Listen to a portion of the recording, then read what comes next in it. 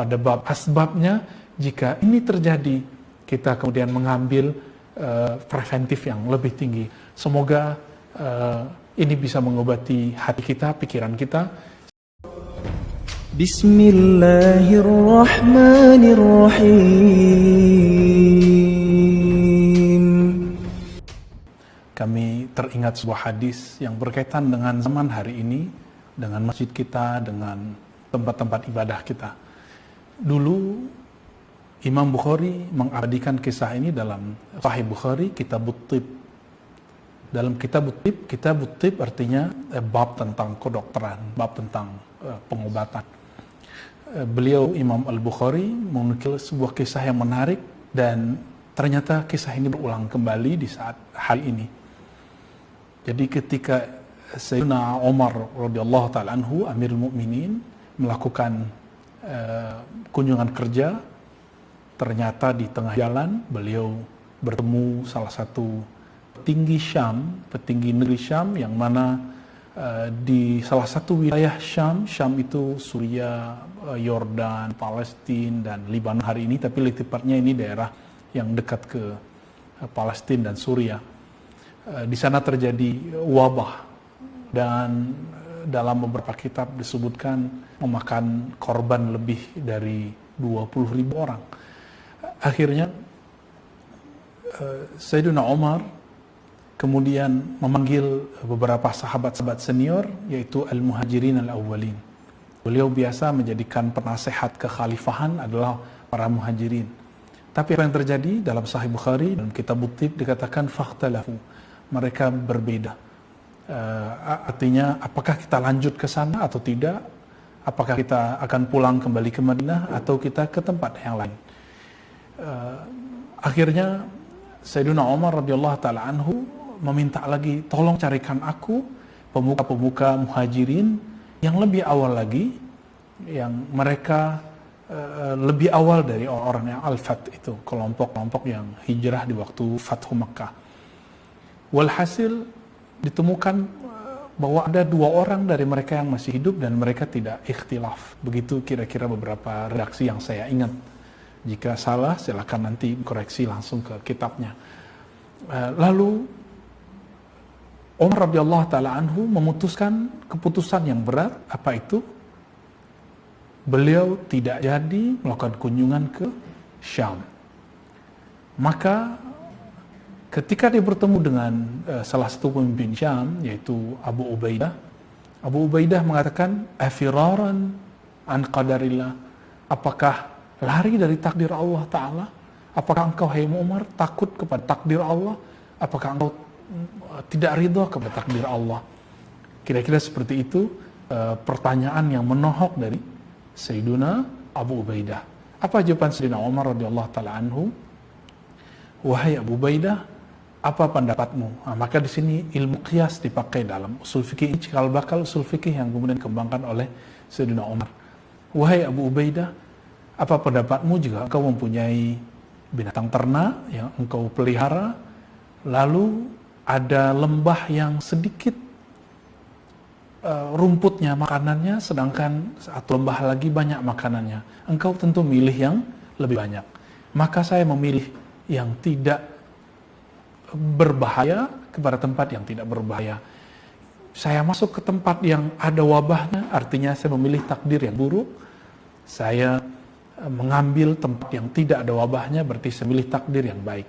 Ternyata Allah itu memberikan ruang kasab, namanya laha makasabat wa alaiha maktasabat, seperti tulis dalam surah Al-Baqarah 2 ayat terakhir, bagi manusia apa yang dia usahakan.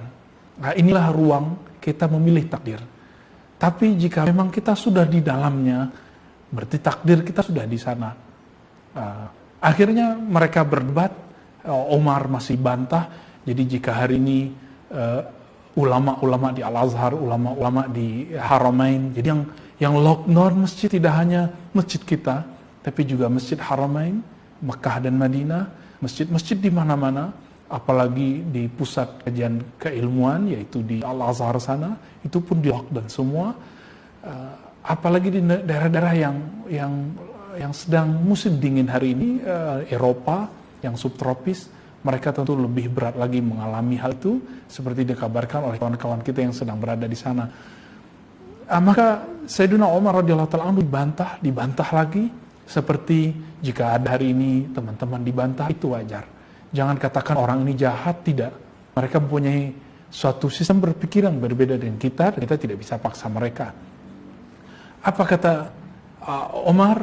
Umar terus memperjuangkan analognya, sampai kemudian Abdurrahman bin Auf, di riwayat lain Amr bin al-As, tapi yang sahih di dalam riwayat Imam Bukhari adalah Abdurrahman bin Auf, yang dia sering tidak hadir karena dia seorang pebisnis, tapi dia sering menyokong perjuangan Sayyidina Umar radhiyallahu ta'ala anhu. Apa katanya? Saya mempunyai pengetahuan, informasi yang valid mengenai hal ini. Apa itu? Aku pernah mendengar Nabi SAW, فَإِذَا سَمِعْتُمْ بِهِ, jika kamu mendengarkan bahwa ada wabah di satu tempat, فَلَا تَقْدَمُوا إِلَيْهِ, maka kamu jangan datang ke tempat itu. Jika kamu ada di dalamnya, فَلَا تَخْرُجُوا, maka jangan kamu keluar. Kenapa? Nah, ini yang akan kita jelaskan sebelum kita masuk ke kitab ini. Satu kali Nabi SAW pernah mengatakan, la adwa wa la tiarah. Tidaklah ada adwa wa tiarah. Adwa lebih kurang artinya penyakit menular seperti virus, wabah ya. Dalam bahasa Arab, ulama kita berbeda pendapat apakah virus itu wabah atau ta'un. Namun yang tepat itu bagian dari ta'un, karena ta'un sejenis dengan virus. Adapun wabah tidak mesti virus, dia bisa penyebab-penyebab yang lain. Maka al-wabah dalam bahasa Arab ammu min ta'un. Wabah itu lebih umum dari ta'un. Para ulama kita mendengar hadis ini, la adwa wa la tiarah, tidak adalah yang disebut penyakit menular ataupun kesialan. Apakah hadis ini bertentangan dengan hadis Bukhari? Padahal dua-duanya sahih. Seperti hadis yang barusan, jika kamu idza sami'tum, jika kamu mendengar ada suatu tempat di wilayah bumi yang situ berkembang wabah, fala taqdamu ilaih, jangan datang ke sana. Jika kamu di dalamnya, maka jangan keluar. Bagaimana cara menggabungkan dalam ilmu hadis? Ulama-ulama kita mewariskan ketika mereka menguasai suatu ilmu namanya usul fiqih, ada yang disebut dengan babul jam'i. Dalam ilmu hadis disebut dengan ikhtilaful hadis. Ini menjadi salah satu mata kuliah penting dalam perkuliahan ahli-ahli Quran dan ahli-ahli hadis. Sahabat yang dimuliakan Allah, ini penting sekali. Mungkin kawan-kawan saya sangat mencintai kita semua, baik yang pro lockdown ataupun yang anti. Kita tidak pro pemerintah atau anti pemerintah, tidak pro MUI atau anti pro MUI, kita tidak ada urusan dengan itu. Kita hanya pro keselamatan kita semua, seperti dikatakan dalam surah Al-Baqarah, wala tulku bi'adikum ila tahlukah, wala tulku, jangan kau campakkan, jangan engkau biarkan dirimu terjebak dalam kebinasaan. Lebih kurang ayat itu jika diturunkan hari ini, ulama kita mengatakan salah satu tujuan agama ini, ad-din al-islami, agama Islam, agama Allah Ta'ala, adalah hifzun nafs, menjaga keselamatan diri. Jadi ini bukan karena pro siapa-siapa, kita hanya pro dengan baik yang hari ini cenderung menutup masjid atau membuka masjid. Kita semua cinta kepada Anda semua. Apa yang Nabi katakan? Jangan kamu datang ke tempat sesuatu yang berkembang wabah di sana. Jika kamu di dalamnya, jangan keluar. Apakah ini bertentangan dengan hadis yang lain? La adwa wa la tiarah. Maka ini ternyata ada pembahasan akidah dan pengobatan yang berkembang di zaman itu, termasuk masih relevan sampai hari ini. Di zaman Rasulullah SAW, Nabi mengajarkan akidah yang kuat. Apa itu? La ilaha illallah. Wa ma tasha'una illa yasha Allah. Tiada yang berkehendak, tiada yang berbuat, tiada yang menyebabkan sesuatu kecuali yang maha pencipta sebab, yaitu Allah Ta'ala. Maka la adwa wa la tiarah artinya tidaklah virus menyebar kecuali dengan izin Allah. Tidaklah seseorang sial kecuali memang sudah takdir dari Allah. Jadi hadis ini pada hakikatnya tidak bertentangan dengan hadis Imam Bukhari Kitabut Tib. Adapun hadis Imam Bukhari sedang berbicara tentang babus sabab. Jika terjadi, maka kamu diberi pilihan untuk tidak ke sana, atau kamu diberi pilihan untuk menyelamatkan dirimu. Kira-kira seperti itu. Maka ulama kita, ulama ahlu sunnah, ulama ahli qalbu mengatakan, Hadis yang pertama itu babul qalb, bab akidah. Jadi disebut oleh mereka babul haqiqah. Pada hakikatnya tiada yang menciptakan bahkan virus tersebut kecuali Allah. Bukan orang-orang Cina, Wuhan, bukan Amerika, bukan Israel, bukan siapa-siapa yang menciptakan. Yang menciptakan itu adalah Allah Ta'ala. Maka tidaklah berkembang itu kecuali dengan izin Allah Ta'ala. Maka jangan heran di masa Sayyidina Umar tersebut, ketika Sayyidina Umar pulang ke Madinah, Abu Ubaidah meninggal di sana, meninggal di Syam karena taun, karena virus, lalu digantikan oleh Mu'az dan anaknya, dan mereka meninggal juga. Padahal Mu'az a'lamun nas bil halali wal haram. Mu'az bin Jabal radhiyallahu taala anhu, Nabi katakan, sahabatku yang paling mengerti halal haram adalah Mu'az. Apakah dia kurang pintar? Tapi mereka berdua, Abu Ubaidah dan Mu'az, begitu juga anaknya, mengatakan, sabarlah kamu, ini kabar gembira dari Allah, dan ini adalah doa Rasulullah. Maksudnya adalah dalam hadis Bukhari dikatakan, orang yang meninggal dalam taun karena penyebab virus atau wabah, dia meninggal dalam syahid. Syahid ada dua, syahid dalam artian syahid kubra, fisabilillah, ada syahid sughra.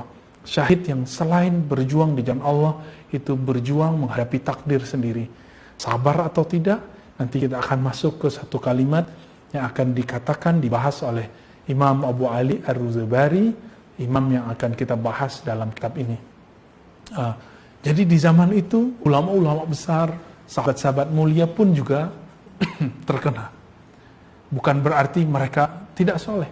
Sampai kemudian Amr bin al-As datang ke sana, kemudian memimpin wilayah Syam, dan beliau memutuskan apa yang hari ini mirip dengan lockdown. Ini tertulis dalam kitab Tarikhul Islam Zahabi, Al-Bidayah Nihaya, Mu'jamul Buldan, kitab-kitab yang lain, dan sangat banyak sekali kitabnya dan riwayatnya sahih. Kita tidak mau seperti yang terjadi pada tahun 400-an, seingat saya 499, sebagaimana disebutkan oleh Imam Ibn Katsir dalam kitab Al-Bidayah wa Nihayah. Beliau menceritakan bahwa di tahun tersebut terjadi wabah di daerah subtropis juga, dan apa yang terjadi? Meninggal 500,000, lebih kurang seperti itu, meninggal sekitar 500.000 orang. Dalam sehari bisa dihitung berapa yang meninggal, dan ini sangat besar sekali. Itu baru yang mereka perkirakan, karena di dalam kitab Ibnu Katsir disebutkan jika ada orang masuk ke negeri tertentu, kota tertentu, itu mayat bergelimpangan. Setelah itu muncul lagi virus baru karena banyak mayat bergelimpangan. Akhirnya beberapa orang tobat dan mereka pergi ke masjid, mereka sholat, mereka sedekah. Tapi apa yang dikatakan oleh Ibnu Katsir, wala ahad yaqbal. Tidak ada seorang pun yang menerima. Kenapa? Orang mengatakan, kami butuh makan, kami butuh minum, kami butuh obat, kami tidak butuh dinar dan dirham. Jadi ini pernah terjadi di zaman itu, dan akhirnya ada orang yang mencoba untuk mengambil uang itu ke dalam masjid, karena uang itu tidak diambil dari masjid. Ketika mereka mengambil, tidaklah mereka keluar kecuali mereka terjatuh dan mereka meninggal di dalam masjid. Akhirnya orang-orang yang tadi juga masuk masjid meninggal dalam masjid. Maka sahabat mengatakan, Allah, kita tidak mau terjadi itu. Sebelum terjadi itu semua, Imam Ahmad mewariskan satu kaidah kepada kita yang disebut sadduz dzari'ah, preventif. Sebelum terjadi hal yang terburuk, maka kita menghindari itu semua. Maka orang boleh, yang sehat boleh beraktivitas, tapi hindari seperti yang telah dikatakan oleh para pejuang-pejuang virus hari ini, para dokter, para ahli-ahli kesehatan. Iklim mereka dalam hal ini bukan ulama yang pakar dalam ini adalah dokter. Ulama mengobati kolbu, ulama mengatakan ini ciptaan Allah. Betul, kita hanya takut kepada Allah, tapi kita hati-hati kepada ciptaan Allah. Dalam bab asbab, maka Nabi SAW mengatakan, jangan datang ke sana. Jadi, hadis yang tadi berkaitan dengan dua hal, la adwa wa la tarah, pada hakikatnya, semuanya ciptaan Allah, hanya terjadi dengan izin Allah. Namun pada bab zahirnya, pada bab syariatnya, pada bab asbabnya, jika ini terjadi, kita kemudian mengambil preventif yang lebih tinggi. Semoga ini bisa mengobati hati kita, pikiran kita. Silakan pelajari sebab-sebabnya, cara menghindarinya, dan hati kita tambah tenang. Amin ya rabbal alamin.